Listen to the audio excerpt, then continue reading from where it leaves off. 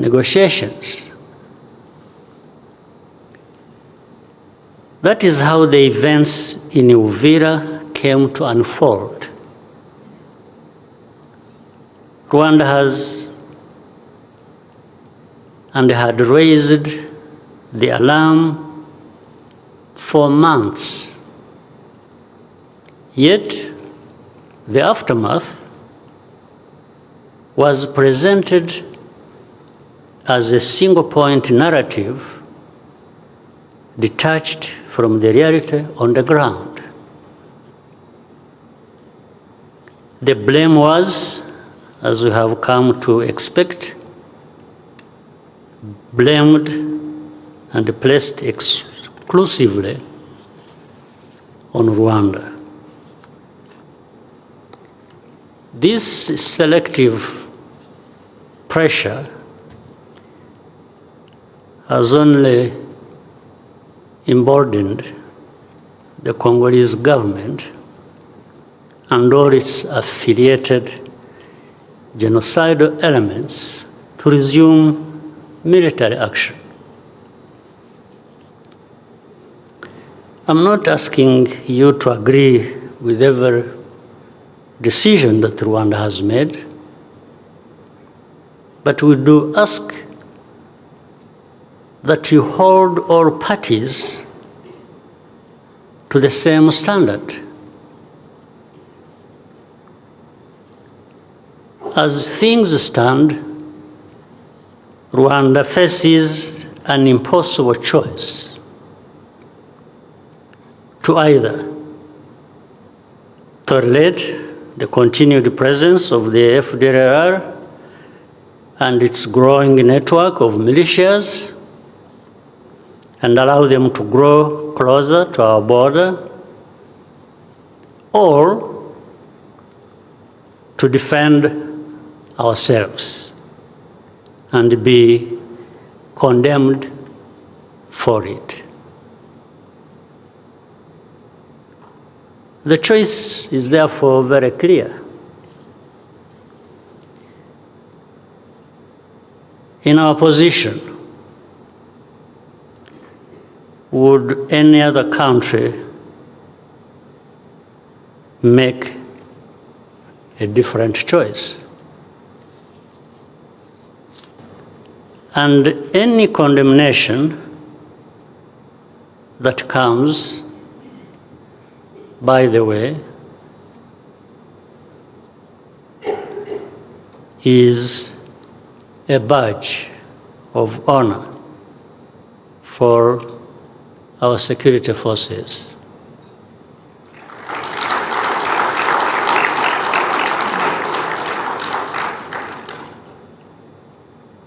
That honor is not something that can easily be washed away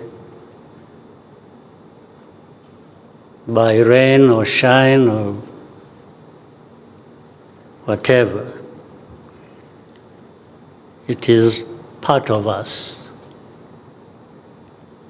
It will remain so in good and bad times. But make no mistake, Rwanda wants peace. But we want a genuine and lasting peace on which we can build our future prosperity. We want to leave the bad politics of the past behind us forever. Rwanda is ready to lift its defensive measures in tandem with the DRC fulfilling its obligations under the Washington Accords. By the way, these accords I'm talking about, the Washington Accords, there are actually three parties concerned. The two are, one, Rwanda, and DRC, of course. But the third is United States, the country that hosted us, that brokered this process. They are part of it.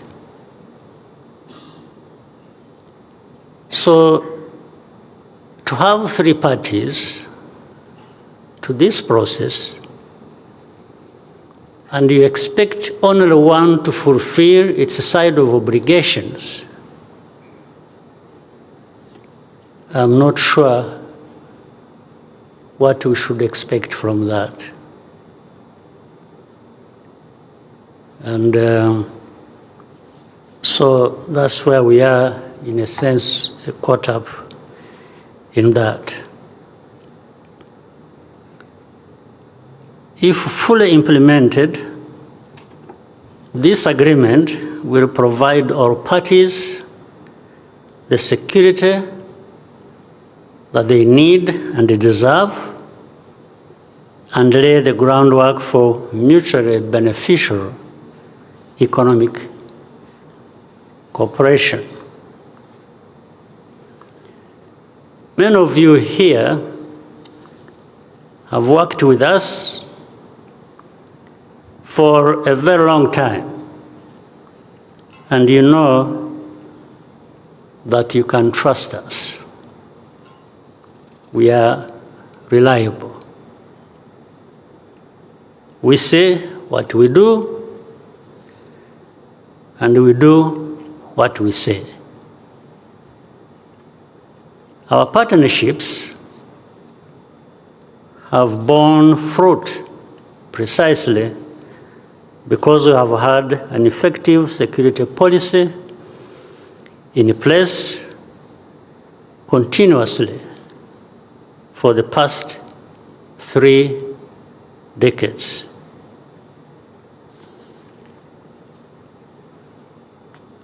Rwanda is strong and strong enough in our own circumstances. And precisely because we consider ourselves vulnerable to ideologies of violence, of violent ethnic extremism, particularly when they benefit from direct or indirect state support. We have made a promise to ourselves to never go back to the dark days.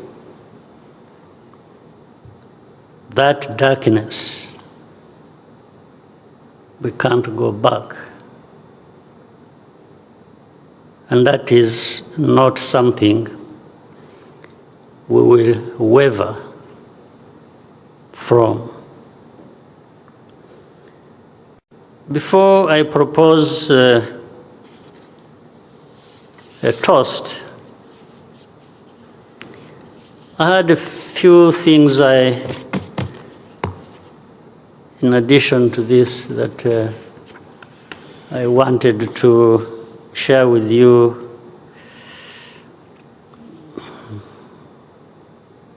Contextualizing further the sort of complication and dilemma we face in all of this. And we also understand it in a much wider context of the world we live in. There's the world of the past, and kept changing over time, and the world keeps changing.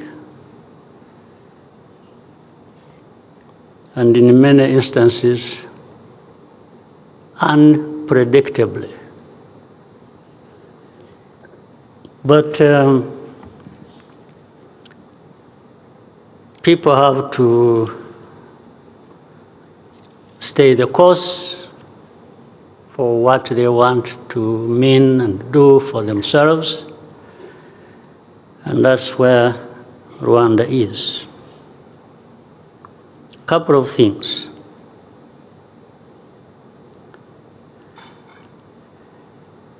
Do you know those moments when you had to rest of your sleep? That moment in between when you are still awake and when the sleep is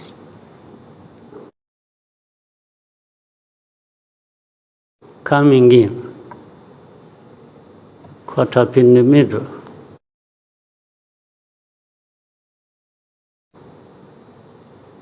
That space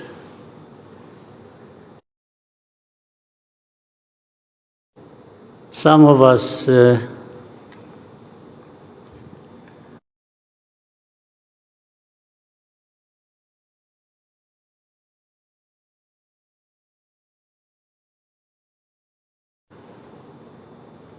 encounter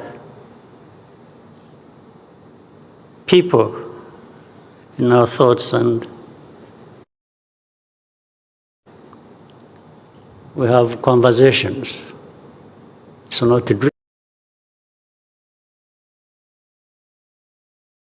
dreaming, it's not in between. Some of those moments, I met some people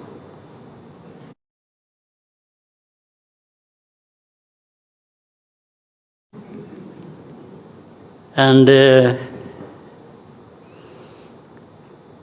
they brought up this subject. It was like Paul. You are not Christian enough. Why? And that is supposed to, if I was Christian enough, it is supposed to solve my problems.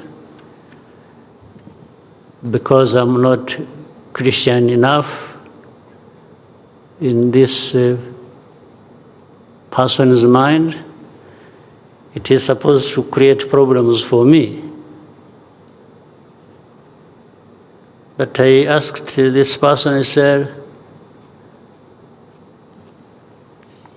what is enough? How enough do you want me to be Christian? First, I'm called Paul. I think by that name, am I not Christian? Second, I told the person a bit of my story and history. That my parents were very good Christians. In fact, they used to share part of their limited wealth with the church. I'm supposed to be Catholic, side of Christianity. They gave a lot of their resources to the church. So I said, I'm called Paul. My parents were very close to the church, so I'm supposed to be Christian enough. And the person was not convinced. And I said, I'm also much as I'm a Christian and you think it's not enough, I can't claim to be a preacher. You don't hold Bibles and move around teaching people, because that's God didn't assigned me a responsibility that is different from that. So, not being Christian enough has also caused me problems.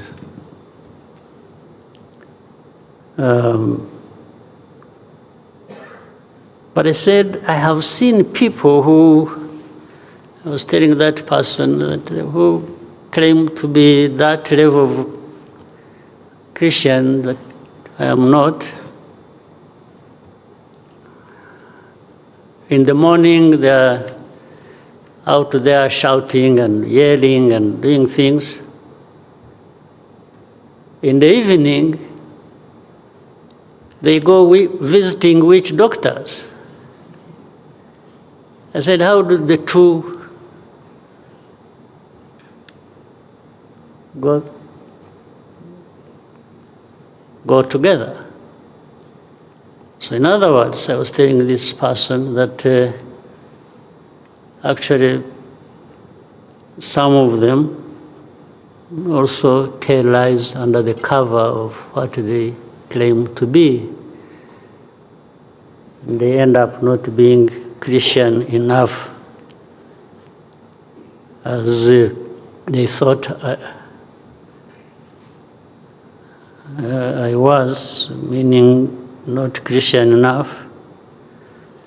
So that is something they needed to think about.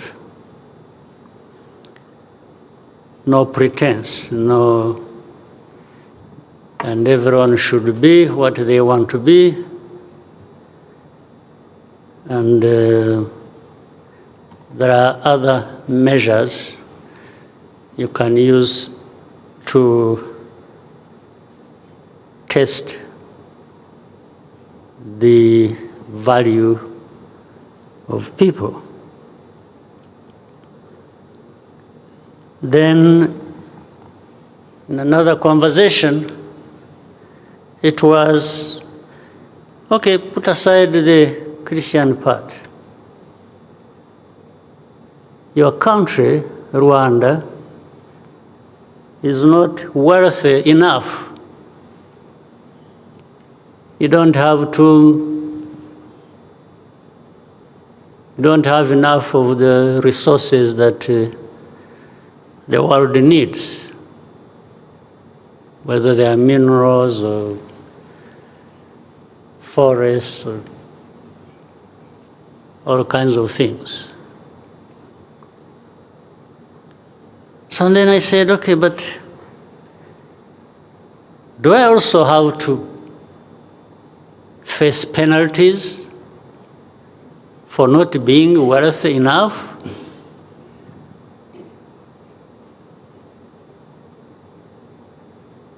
I said, what do people do to become wealthy that I didn't do, that constitute an offense?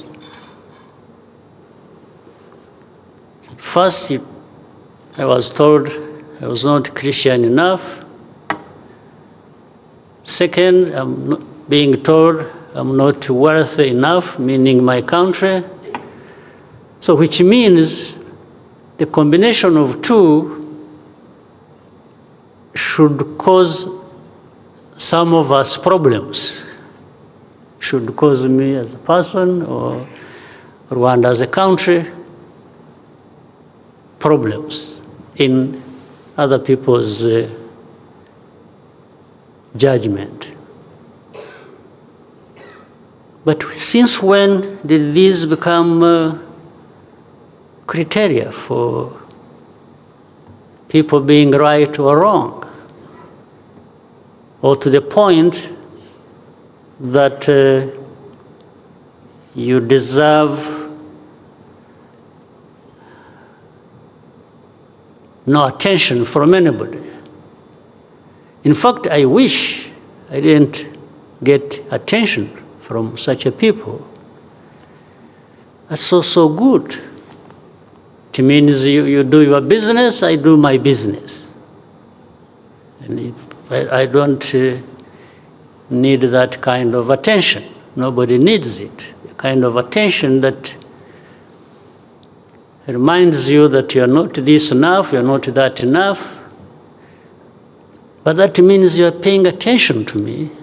Maybe the less attention you pay, the better for me and maybe for you, because why should you waste your time thinking about me?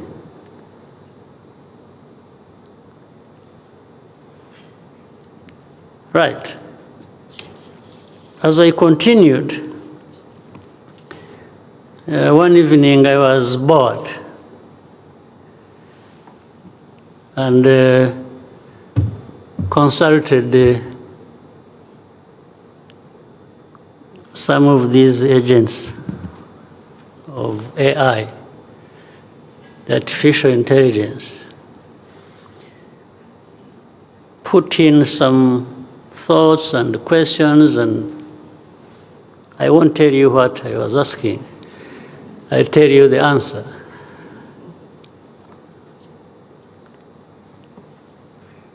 Given what I was asking, and the answer came out as, let me read it for you.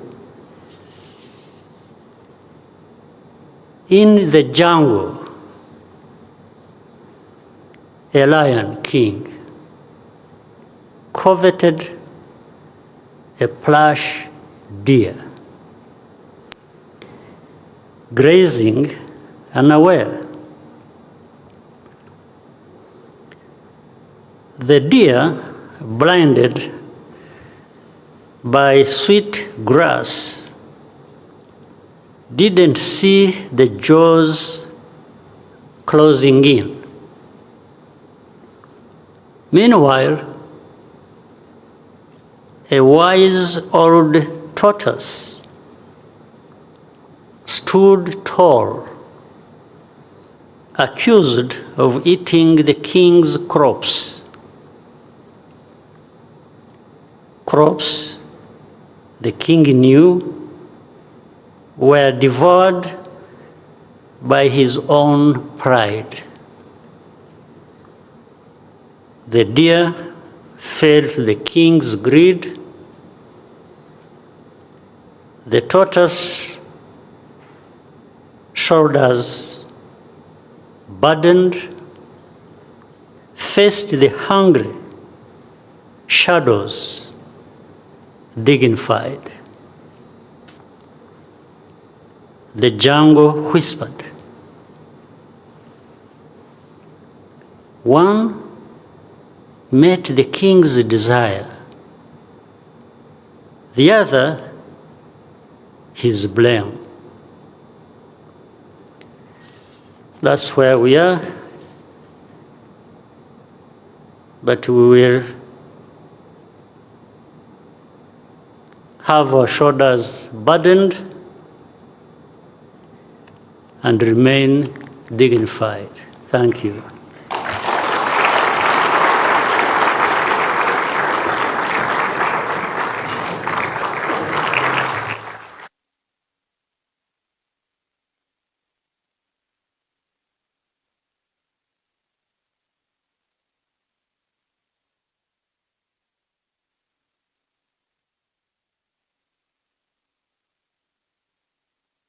Credentials today.